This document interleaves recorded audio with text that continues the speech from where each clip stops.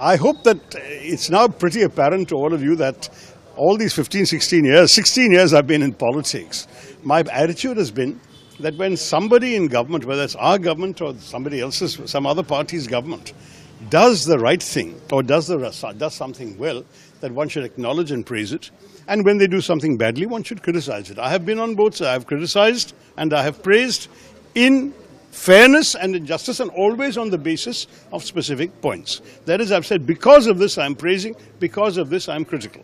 And that, I believe, is the right thing to do, because frankly, if I were to praise all the time, no one would take me seriously. If I were to criticize all the time, no one would take me pretty seriously either, because, you know, the problem becomes when we say that because we are in opposition, everything the government does is wrong.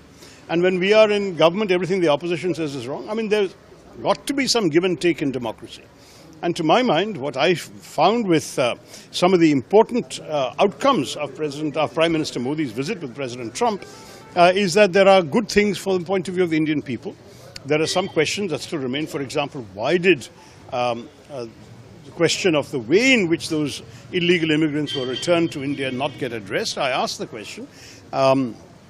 Did Mr. Modi perhaps raise it behind closed doors? In diplomacy, not everything is laid out publicly. But it's important that one raise this issue and flag it that this was missing. But some of the other things, and in particular, I welcome the fact that there is now an agreement to have a negotiation for the next 9 months on trade and tariffs.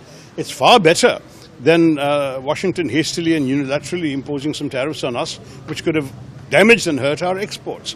So to my mind, it seems to me that something good has been achieved, and I applaud that as an Indian.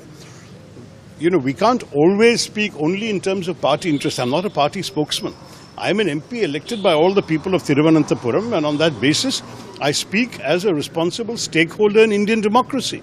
And I speak on behalf of those who have placed their trust in me to exercise my judgment, to speak fairly and freely about certain issues. In this particular case, I'm only speaking in the national interest, and of course in the article you earlier asked about, I'm speaking in the Kerala interest. This is my job, and as far as I'm concerned, I've got to continue doing it.